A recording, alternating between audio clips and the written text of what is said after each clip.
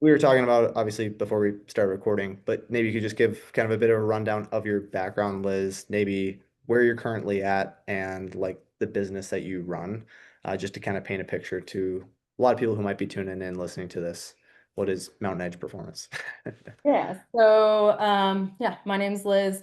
I'm a performance coach and owner of Mountain Edge Performance. And this is where I coach mountain athletes, specifically skiers, snowboarders, and off-season summer mountain athletes, working on developing, strength, performance, but also injury prevention and overcoming injuries.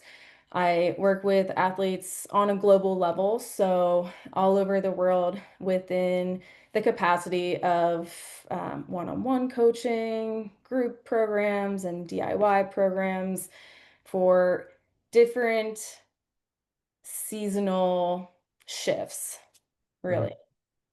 That's right. I think there's a lot we can unpack here for sure. And you alluded to where you started skiing, kind of like maybe around Pennsylvania. Obviously, kind of moved out west for some like of the bigger goods. How would you find a niche maybe for like skiing, snowboarding, and kind of cultivating like a lot of your business and ideologies around that? What has it afforded you in working with, yeah, mountain athletes, and why'd you choose those over, let's say, your typical, team sport, ball sport athletes? What's the pull there?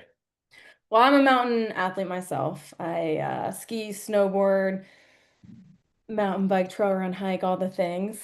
I When I started Mountain Edge Performance in 2020, I saw a gap within the ski and snowboard realm, especially for, general population athletes. These can be like recreational to higher level performing athletes, but there just wasn't a lot of information. There wasn't a lot of good information online for these kinds of athletes.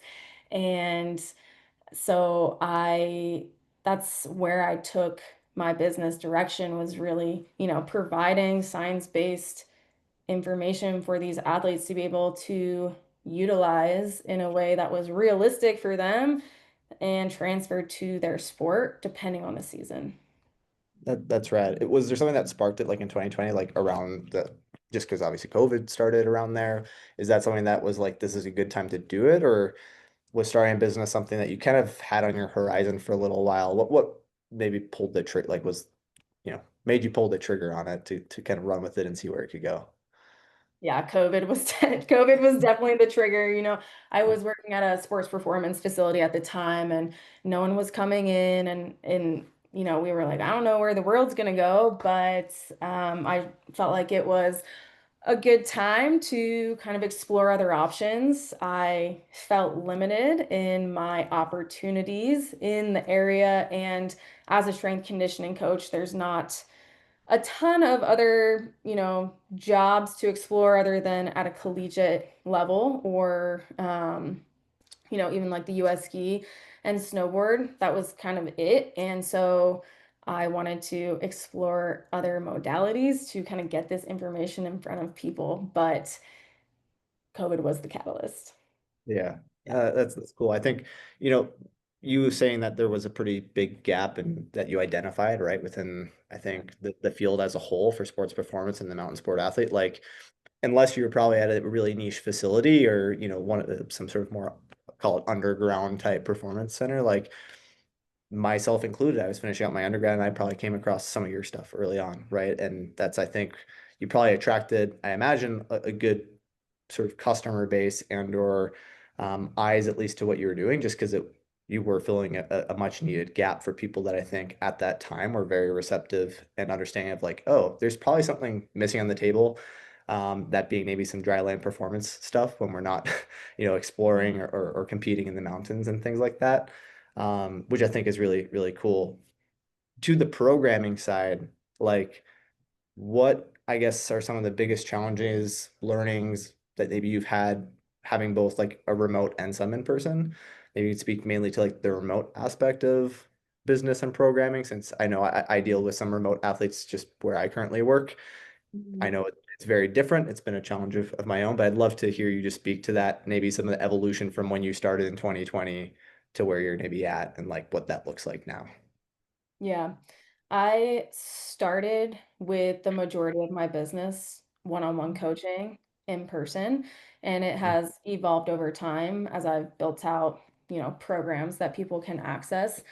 Um, I think something for, I work with people in a lot of different realms, whether I'm, talking with athletes on a daily, weekly basis, or I also have my programs where people do it on their own, right? So there's a lot of different levels here, but within at least my one-on-one component, yes, it's definitely more challenging working remotely as opposed to in person, right? That's always going to be the case. But what I found is, making sure communication is open. Like when I work with one-on-one athletes, I'm communicating with them on a daily or every other day basis. And my coaching feedback comes in the form of videos. So I am always kind of getting a peek into their movement patterns and how they're progressing. And we are communicating, but that also requires them to be very engaged at the same time. So it really depends on, yeah, what modality we're working with within the program. Were those initial and or even now, like when you first made that transition, were those people that you had connections with, like you just hit them up, or like maybe you brought from where you had been working, or how'd that initial reach go? Was it like a small cohort of, I don't know, like less than 10, or like what are we working with different like numbers wise? Yeah, definitely. Probably I started with around 10. Some people came with me from my previous experience and also just friends and family. That was the, initial base. And then we kind of grew from there. Yeah. That's cool. I generally I think it's always fun to like look back over different years and think of like, oh, 5 years ago, like it's not a bad program. I program very differently now, or how I just navigate, coming up with different solutions for certain results maybe people are looking for, right? Or like how we achieve progress. Also out of my own interest, it's like, okay, now I know I can get a certain outcome this way, how many other different ways just for my own interest can Mhm. I create add some like layer of creativity in this like process of programming? And I call that like the art side of programming, which I think is fun. Mhm. And in many ways, I think probably as you scale a business, and I'm making some assumptions here, but also just from my experience and how I deal with certain remote athletes, like it does allow you maybe to have with such a broad audience, perhaps the opportunity to have multiple programs you design that you can kind of trial and see what works as to like how your art in different ways can still achieve results. I don't know if you have ideas around that or thoughts around that as you've like played with different programming ideas, even maybe methods, or even just like how you, yeah, communicate information with video versus notes you might add. So if you have any thoughts around that, I'd love to hear how that art of programming has maybe evolved and just how you navigate that. Yeah. I will say I personally do all of my programs, so they're evolving every single year. I always tell my athletes, like for my group programs and DIY programs, I'm not putting out the same programs every year because I'm continuously testing them and learning and trying to make it better, but also, trying to keep it engaging and fun year to year. So yeah, going into my own programs, making those refinements and really kind of searching out for weak links in the system is what I like to do for my programming to make it better every single year. Something that has evolved over the years has been just the athlete experience within a program. So I'm not just giving people programs, right? That's one element, but it's especially with online training, it's their experience with how they move through the program. So it's nice that I use an app that has the capability that allows me to give touch points throughout the program. So I'm, taking videos and helping with like motivation and encouragement throughout the program, even though I might not be working with them on that one-on-one capacity. So it helps with engagement, it helps with their consistency and retention, and that leads to results. Yeah, there's a lot of, I'll let you decide how granular you want to get with it as well as how much you want to share. But maybe like a recent program, could you break down like what that might look like? Just like a single day, right? Like whether there's a certain structure you have or even just what might be in it. whether it's like really you're starting with like maybe some FRC type, deep capsular, deep tissue type stuff, and then you flow into a strength movement. Like what might emerge in your program if someone were to work with you? I'll let you decide how much you want to share so that if there's something special on the come up that you're working with or whatever, it's still just for you. But I'd be curious if you could highlight some of that. That'd be cool. Yeah. So like a general day might look like a warm up where we work through mobility, but also dynamic movements, getting the system primed and ready to go. And then we'll move into some activation prep work. So, focusing on movement patterns that we're going to be working through that day, muscle engagement, and maybe some limitations that we're trying to overcome. And then that will kind of bleed into strength and power work, whatever that looks like for that day, whether we're doing contrast sets or just regular strength work. Um, and then after our strength block, we'll usually throw in some accessory work. So again, depends on, that's where if I'm working with a one-on-one athlete, that'll be where if they have certain weaknesses, that's where we'll continue to hit those. With a lot of people right now getting ready for the ski and snowboard season, we're doing a lot of that's where I'll add in a lot more knee stability. That's when we bring in like our Copenhagen planks, things like that, and then finish with just another hit of mobility to finish off a session. Sweet. And just maybe taking it a notch further, working specifically with like the mountain sport athletes, as you mentioned, like the knee stability aspect, right? As we're getting closer here to ski season. Have you noticed or do you program certain things like it sounds like you have a very nice structure and flow that like it's easy to follow. Imagine it's different on a one-on-one basis or depending on the type of program you're designing, right? A lot of things you can slot in and out.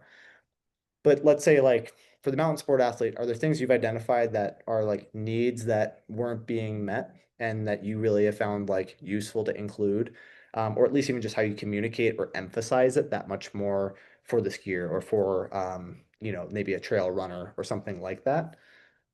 hmm Yeah, I would say the biggest deficits I see in most mountain athletes is lack of hip strength, just overall hip strength, lateral hip strength to be specific, and overall just power and reactivity.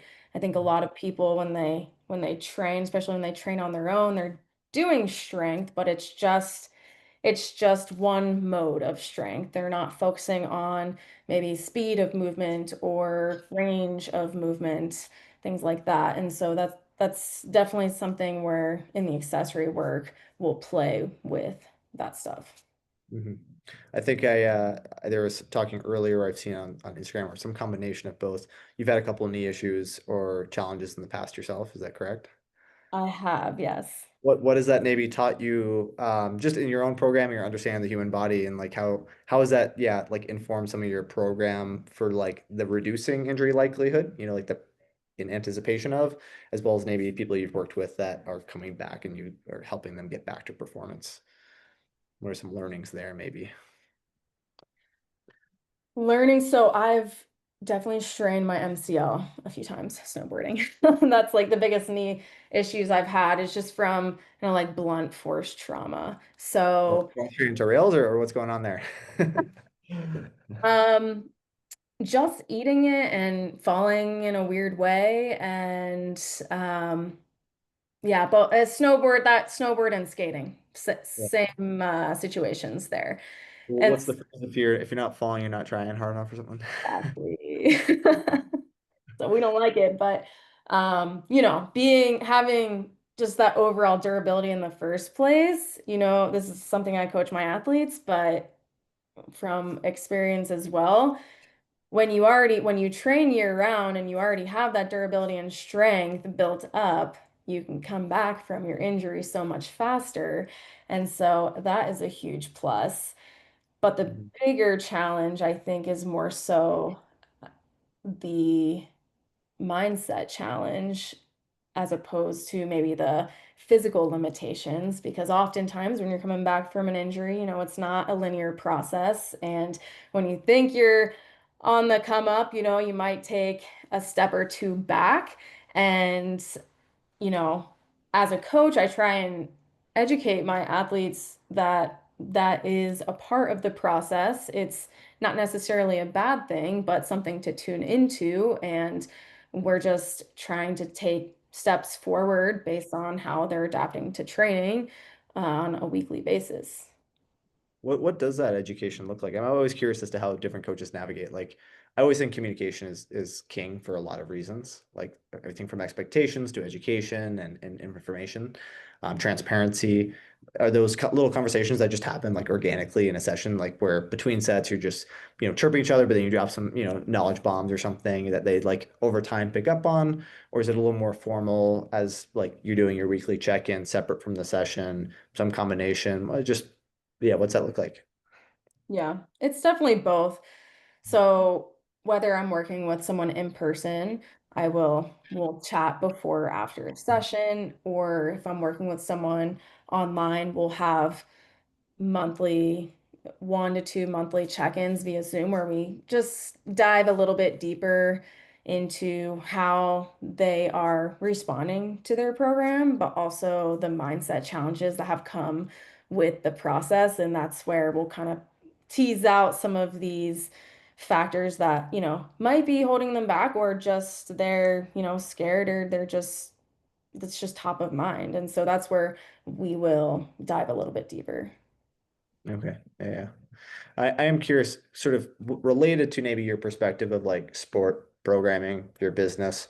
What else do you like to get up to? And it could be truly, it could still be physical in nature, like some sort of sport, but that influences maybe your just like your perspective of movement and or the world. Like, do you love dance or do you play in a rock band or something? I'd just be curious, like, or are you an artist in a different way? Like, where is there some other balance of like, who you are as a person and how that maybe yeah, presents itself or emerges in little undertones in the way you coach. Mm. Yeah, I would say most likely just my outdoor activities and the variety that I do. Like I said, I do a lot of different activities. I say I'm average at a lot of activities, but I'm not a professional in any means.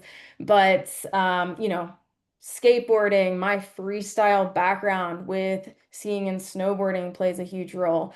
Um, Trail running, hiking, mountain biking, all of those things kind of contribute and they allow me to understand the, nuances of each of these sports in different capacities. So that definitely comes in when I program.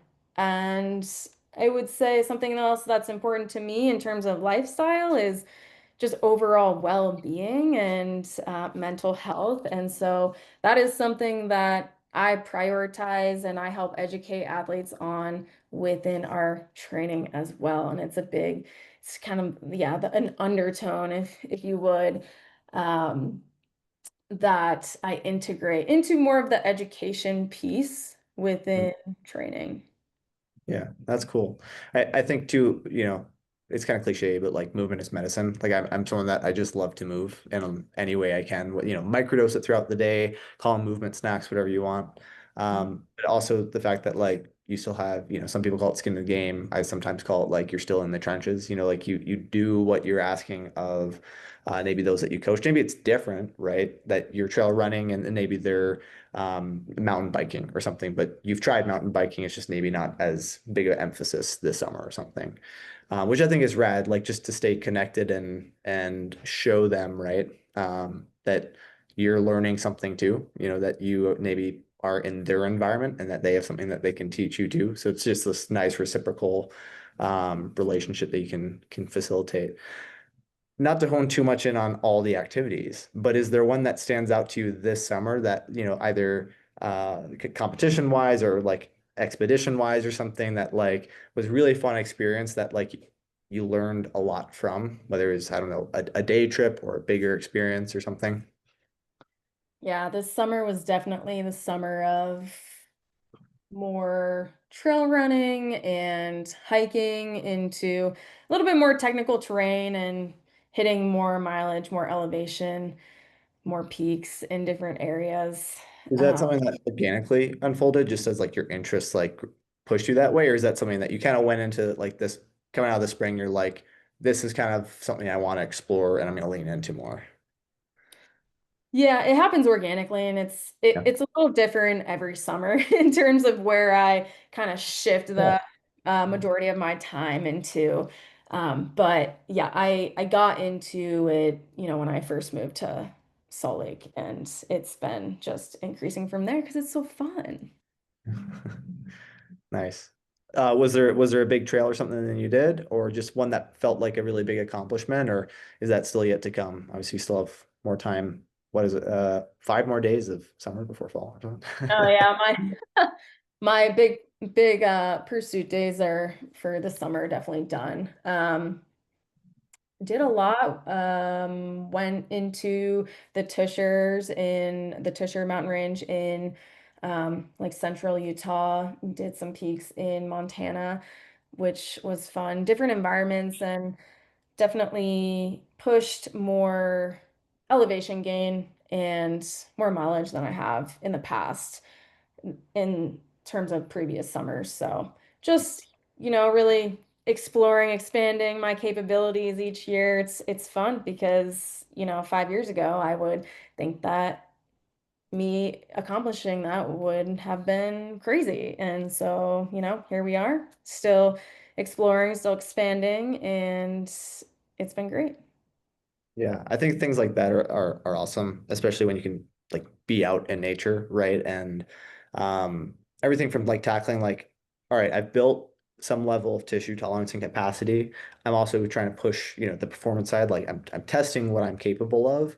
And everything from like, all right, what's emotionally going on? The positive, the negative, like what's the affect of the environment, as well as like some of the fear and anxiety around that. If you're like running and there's like, if I go 2 steps over and fatigue a little bit, like maybe there's a cliff drop, or like even if it's just a rock you slip on, right? Sprain ankle and you got miles you got to walk back to maybe the trailhead at or something, right? Um, how have you found like staying in that in different capacities, whether it's the summer or winter, different things you're doing, like continues to just expand your like mental, like cognitive bandwidth of like appreciation for movement, again, influencing how you coach others.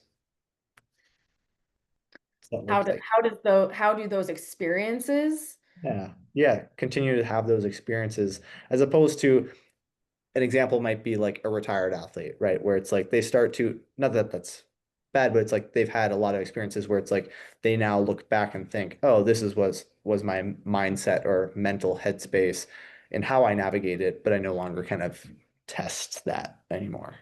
Hmm. Yeah. Um, hmm. Yeah. I I think I just set goals for myself with every season. I inherently want to, test my limits and expand my own capacity. And so before every season, so it's, winter and summer, the big seasons, I just do some reflection and think about what I want to do and where I want to take my efforts for that season. And since I'm always trying to progress, I'm always trying to think, okay, well, what's next? Yeah. Right. Yeah. Yeah. That's awesome. Are you someone that's like a list checker, like you like to write down and then cross it off or check it, or is it just more kind of up here in the head? Yeah, it's definitely in the head more. I like to just have conversations with people about it and ask people, what are your goals for the season? What are you trying to get after? And it's mostly organic. That's cool. Nice. Yeah. So as far as your business and like kind of coaching stuff goes, what's coming up? What are things that maybe you're exploring or trialing, especially as we're kind of going to the fall and then it's the ski season? I don't know if you can shed light on some things again, as Yeah. granular as you want. Don't want you to reveal anything that is in, special and in the works. No, fall is an exciting time of year. I am getting ready to launch my preseason training program for skiers and snowboarders.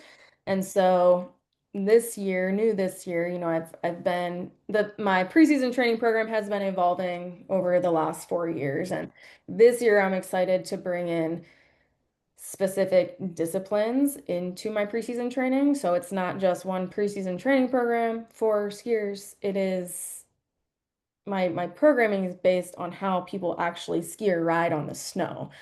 I feel that is definitely a missing component in a lot of training programs out there, and it's really important for me, but also to help athletes, reach an even higher level than they didn't even think was possible. And that starts with, yes, being able to do the basics, having a baseline foundational strength, but then we layer on even more sport specific work. So, for example, I will have a all mountain ski and snowboard training program.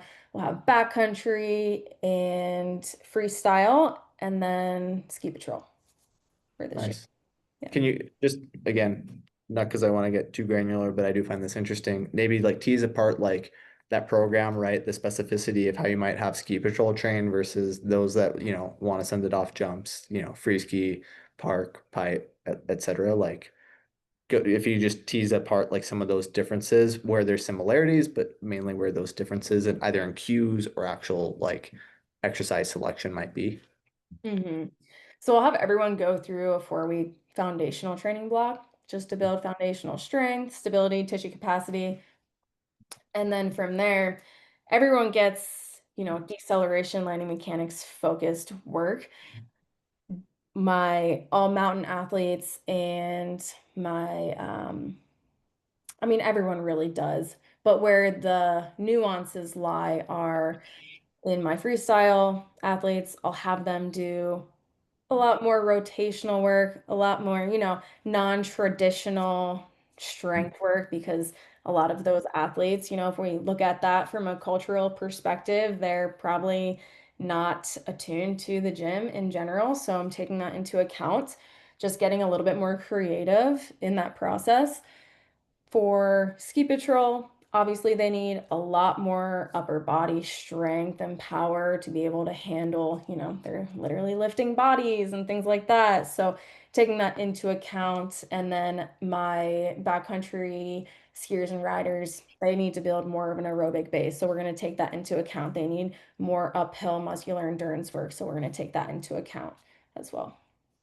No, that's cool. And I just want to hone in a little bit on the free ski athletes, knowing that that's a little bit of your background. And I rode kind of park growing up snowboarding, so there might be some similarities. But one thing, I wrestle with, and even with a bunch of my peers here, is how sport specific we can get in dry land. And I find myself constantly either being able to be persuaded or coming up with rationale for different reasons as to like how much, take your aerial acrobatics, right? Like if you're sending it off a jump, you do need air awareness. And like a lot of that is low ground work. So how much, can we emulate low ground work from like core rotation, stabilization, and things like that in an S&C program before it starts to look like just jumping on a trampoline that maybe, if you have a head coach, if you're thinking like competitor type skiing, or even if you're just a dude or dudette that, has a tramp in their backyard or has access to a dry slope that you're just starting to actually train your sport. Mhm. Um, I wrestle a lot with where those boundaries are. And I'd be curious to hear your take as to, especially when maybe it is remote, right? And you're trying to make something that is individualized enough to a certain discipline, right? Or activity, but is generalizable enough to, or scalable rather, to different people's needs and where they are in that journey. Whether it's someone that can, already throw cork nines versus someone who's still trying to, just get a left side three or something. Um, Walk me through just where maybe you currently stand at that, knowing that maybe it will evolve or has evolved. I'd just be Yeah. curious to hear your take since it's something that, yeah, I wrestle with and go back and forth on, as well as, yeah, the individuals I work with and just in seeing how they move and what their immediate needs are. But Yeah. The difficulty off the bat is the nuances between, ski versus snowboard, freestyle athletes. But at the end of the day, I really want my athletes to be more confident, more comfortable, both landing on one leg off, a jump or a box, landing bilaterally, and also getting some rotational power and awareness. Even, we're not doing too much. Like we might be doing 90, 180, like rarely we'll do like 270s. We don't even do a lot of 360 work, but just being able to understand how to produce that power off the bat is huge because then if they understand how to produce that power initially, they can take it where they want on the snow based on their skill level, right? We want the strength to be here. We want to meet them halfway with their skill level, but I want them to be confident in their landings. I don't want them to be thinking about their knees, their ankles breaking, right? Or collapsing when they land off of big stuff. I want them to be able to react when they need to catch themselves, if they're landing in awkward positions, things like that. So preparing for what they might experience on the snow, their skill will meet them halfway. Yeah, no, I like that perspective, and I think that's kind of generally where I've found myself too. A close mentor of mine has sort of three words that he really uses. It's that encompass a lot, and you can call it a framework if you want, or just a model of thinking that's useful, but maybe not accurate. Is yeah, position, pattern, and then power. Like are you finding your positions? Can you make the right shapes and demonstrate key patterns that your sport might need? And then do you have the power and or physical characteristics needed to support what it is you're trying to achieve. And on the dry land, I think that's pretty useful, at least in how I conceptualize some of this. It's like there is a sacrifice, and there's some really good papers actually by Dan et al., like that come from surfing, where they describe like for sports where you ride sideways on water or on snow, it's like very hard. Even skateboarding is like, yeah, cross training for snowboarders, for surfers, but the surface and interaction is still further enough from the sport where it's, are you trying to train skateboarding then, or are you actually getting the physical qualities and or the perception coupling that you might need? And you start to weigh these things. It's like biggest bang for your buck is probably addressing certain physical qualities before you layer on too much high like variability and skill. So that's where I find myself wrestling based on individuals' needs, but often err towards the most likely meat and potatoes that we can address is on the physical quality side before we get spicy with it, adding in the variability that in theory is more representative of your sport when in fact it may not be. It might just be training to jump onto a box or off a box with some rotation, right? Which is a skill of itself. But confidence, though, I did work with actually an athlete, and this was a really good lesson for me. I'd be curious to hear if you've had something similar to this, or even if you just realized it early on yourself. When I first got my to this current organization, I had spent a lot of time in the collegiate world, right? Which is much more authoritarian, like I don't want to say dictatorship, but like militaristic. And we have a flow, we have a process. We need you in and out in 45 minutes or 75 minutes with NCAA regulations and different things. That works for that setting. And so that was a lot of my experience before coming here. And I was working, I'd probably been here a couple of months, worked with a very high profile athlete. And like one of the biggest things of the sessions, I need to make sure that, he gets through it, it's completion, and that he basically doesn't get hurt, right? He's turning up, he's putting in work, and then we're done.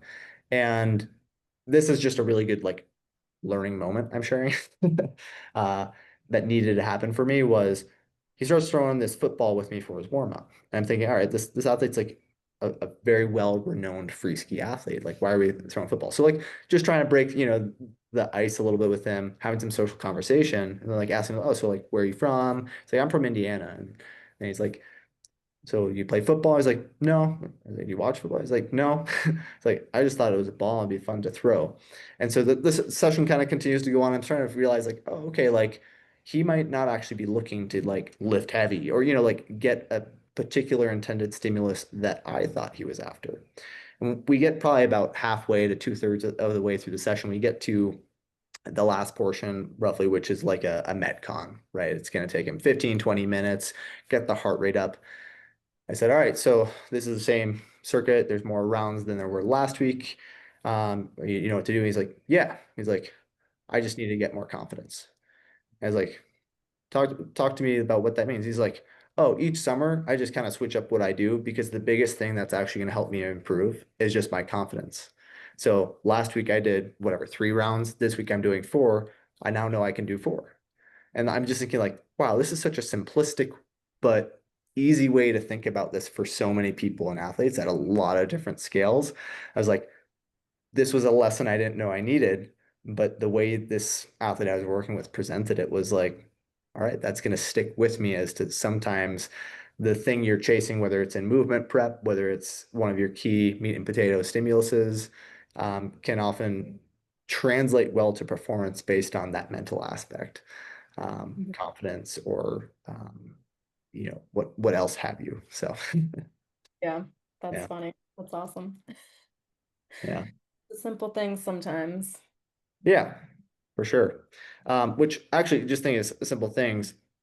One thing, right? Like I think I've also realized just with my own remote programming is how effective can I be in my communication while keeping it simple? How can I cultivate a very similar experience, as similar as it can be to like in-person coaching? Obviously, there is going to be a difference Yeah. for those remote athletes. So maybe you can break down like where you used to maybe have complexity in communication or complexity in like the videos you would record and maybe how you've gotten a similar effect, but in a simple, more better, direct method or approach. How's that maybe evolved from 2020 to now? In terms of communication. Yeah, or anything that you just think of like distilling what maybe you over complexified before and you're Mm, able to simplify it. Either you just have reiterated on it enough or you found a way to like better communicate it. Could be from yeah, coaching, could be from education. I don't know if there's something that stands out. yeah, something that I've made that I've simplified. Um, I would say, I mean, I used to I used to not communicate at almost at all or not as often with my athletes. And this might not fall into the simplicity's sake, but something that's definitely been refined since 2020 has been the communication aspect and helping athletes understand what we're doing and why we're doing it at the beginning of each training block. So that's changed and it's really helped athletes buy into the process. And, I work with athletes, some athletes on an annual basis. So having that check in on a monthly basis, on a weekly basis, and helping them understand, okay, what's the emphasis of this particular training block that we're dropping into has been huge for, their engagement and their consistency over time. Mhm. Do you feel like you drive a lot of that, or do you have people that come to you and are actually like, this is what I know I need, help me come up with a program for it, or is it really just a mix? It's definitely a mix.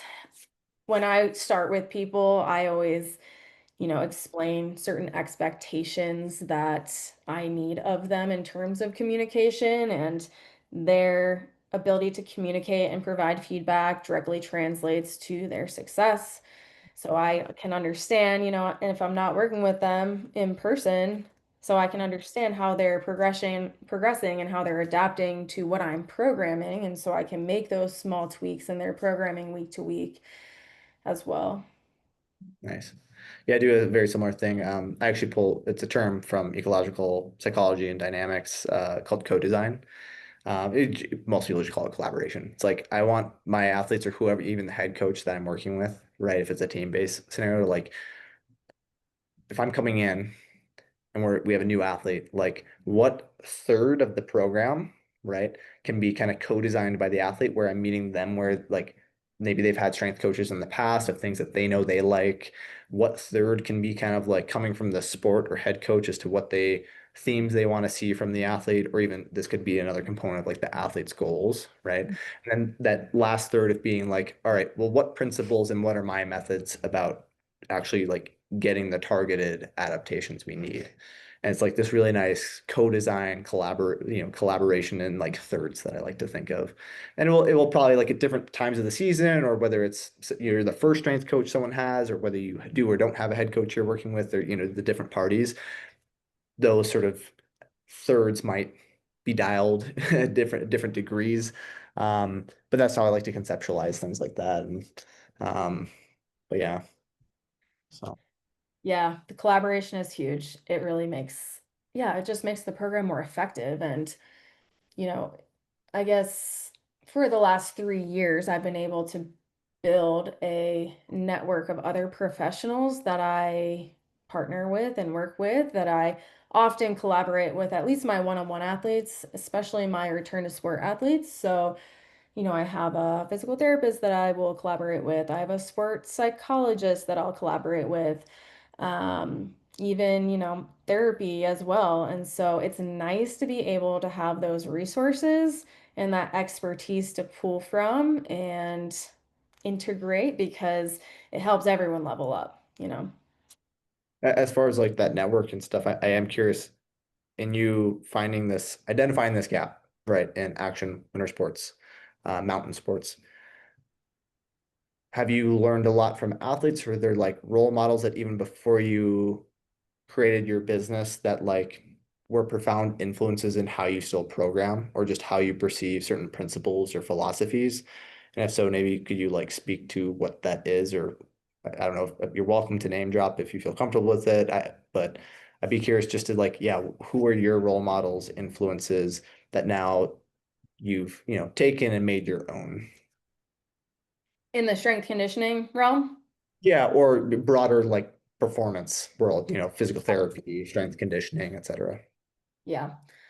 Um, well, definitely off the start, like Gray Cook, Kelly Starrett, Teddy Wilsey definitely had a role in terms of just developing, program design, strength, corrective exercises and screening, things like that. Um, those were big influences, and I went to some of the conferences as well that made a big impact. And then, so that was on the generalized side.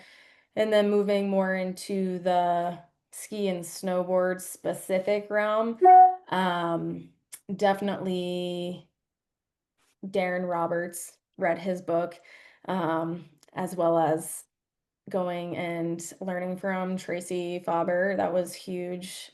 And they just kind of expanded further than what I had initially, learned as a traditional model of program design and strength conditioning. They really kind of expanded the horizons for me and what was possible for action sport athletes and ski and snowboard athletes as well.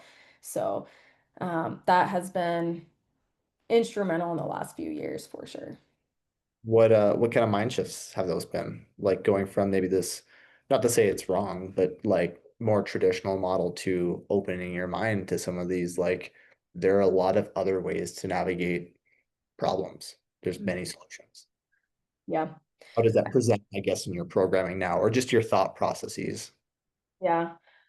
Definitely in terms of movement capacity and exercise selection, especially for, action sport athletes. It's not, doesn't have to be this, rigid exercise normal, like normal movements. They kind of help me understand the nuances in exercise, I guess, just overall exercise realms, as in just leaning into more um, of the, multi-directional. We're working big ranges of motion. We're doing things that I had never seen before. We start integrating them and helping athletes explore their movement capabilities, really.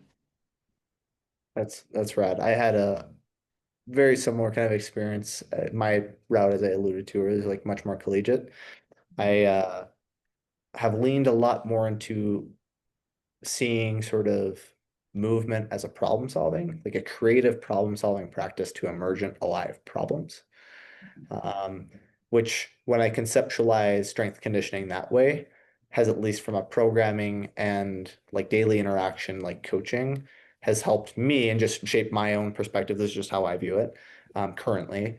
Um, it's afforded me a lot more ways of like, oh, we can use that implement over there for this reason, as opposed to just the standard barbell or just the dumbbell, which before I did, but it was with a linear or linearity in mind, right? Of maybe you go from a split squat to a rear foot split squat to something else, right? To then a barbell rear foot split squat. Then we add band, whatever it is. It's like this, you're earning the right to progress type deal, or you're just progressing with linearity of this really nice sequencing of certain type of adaptations you're chasing, right? Going from hypertrophy to strength to power or block type periodization, whatever that looks like. And I realized, oh, it doesn't have to be that way. And a big influence on that was I was at University of Denver at the time, and my key mentors there, Matt Shaw and Gary Boros, introduced me to a lot of like three-dimensional Gray Institute techniques. So I'm not sure if you're familiar with Gray Institute and whatnot. And that started to open my mind, at least from a systematic, like team-based setting, how you can start to just introduce variability in different, like these multi-directional planes and things. And then as I've continued to do further education and have mentorships and stuff, realized, oh, there's a lot more that goes beyond just relative motion and three-dimensional motion that you can explore everything from the cognitions, perceptions, and actions. And we often just focus so much on the actions in S&C. So Yeah. it makes it exciting because then there's like, oh, the monotony of, writing the same program. It's you can actually explore a lot more. And again, I view it as a creative process in its own way. So Yeah. Yeah, definitely mind expanding, that's for sure. yeah. One question I do want to ask mainly because, the podcast is called Infinite Movement Potential. Would be curious, what does movement potential mean to you? I'm not looking for any specific answer. I'm curious as to your own interpretation, maybe how you embody a certain level of movement potential. What does that look like? What does it mean? Yeah. Um, yeah, movement potential to me really means, you know, movement possibility. And when I'm thinking about that from a coaching standpoint, working with my athletes, it's like what could someone accomplish if we take out their limitations? You know, if we give them the training stimulus that they need in an ideal environment, and that includes, when I say environment, I mean, you know, am I speaking their language? Am I connecting with them on a personal level? Am I taking the culture from their sport into context, into their programming and how I coach them?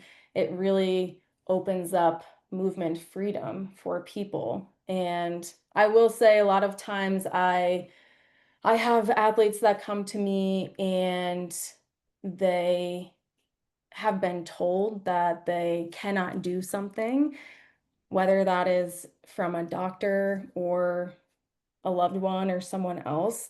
And so that just pushes, whether that's, perceived limitations or limited beliefs, sometimes that just halts people into thinking that that's it for them. My job as a coach is to really help people go further than they thought was possible and explore what they're capable of. So, in terms of movement potential, as a coach, I'm helping athletes explore their movement capabilities and what's possible for them. Yeah, I love that. I think a lot there resonates with some shared perspectives I have. Um, Maybe from the Liz lens, right? So would you say that's similar to like when you're out trail running or whatever, like you two are just kind of like interested in exploring like what are my capabilities here? Would you say it holds true to like you as the athlete or you as the doer as well? Or is there maybe something else you would add on? I don't know. Yeah. I love testing my limits and exploring capabilities. I love, learning about humans in general and when people are trying to push their physical and mental capabilities. It's very fascinating to me, but from a personal level and perspective, yeah, I always love testing my limits, whether that is mental or physical. And it changes based on the seasons, what that looks like, but it's always top of mind for me. I do see sort of an aside, I see some boards behind you. Are you picking up snowboarding as your main thing this winter or are we skiing? I've seen some ski clips and I'm not sure if you're still riding sideways. You do both still? Oh yeah, I do both. Sweet. Um, yeah, so right now, if it's a powder day, I'm on my board. I just got a split board last season, and that will be my main mode of transport for the backcountry from here on out, unless there's a lot of traversing going on. But I do have both, and then it just depends on the day, really. Usually, I take both sets up to the mountain, depending on the conditions, and I'll decide when I get up there based on how I'm feeling. So it's really 50-50, if not a little bit more on the snowboard side now, but I like to push myself in the park as well on both my skis and snowboards. So it's just a fun time. Depends on the day, depends on the vibe. I don't know how much of a gear junk you are, those that are maybe listening, but can you describe to us maybe your setup for the season for either skis, board, whatever it is? Whew. Um, I've got a lot of gear. Um, let's see. Behind me, I'm blanking on it. It's the Battalion Disaster. I just got that last year for my park board and I love it. Is that Super. 3D, What? 3D edge shape? Say that again? Does that board have the 3D edge shape? Yeah, yeah, yeah. What do you Super like? fun and playful. I love it. It took a little while to get used to the just the give of it because it's a like a 2 on the flex scale, and so it's a noodle, but it's fun. So that's been fun to get into. My park skis, I have line honey badger skis. Those are also really fun to get into the park. Um, I am blanking on my split board right now. Can't remember. And then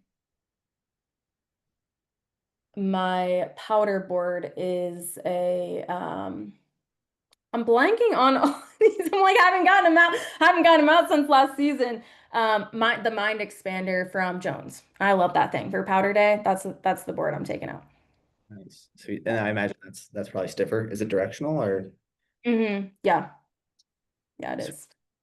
So little bit of a boat, but it's short, so I can maneuver around trees because I like riding trees, and there's not a ton of open stuff. Like if you see over here, my first paddleboard was a K2 Cool Bean, and that was fun. It's super wide, but it's mostly for wide powder terrain, and just that's not there's just not a lot of that around here, I guess I could a say. bit tighter? That'd be a little bit more technical through some trees and Yeah, things like like if I try and take that through trees, it's a lot. It's a lot to try and whip around. So I like that. the Mind Expander.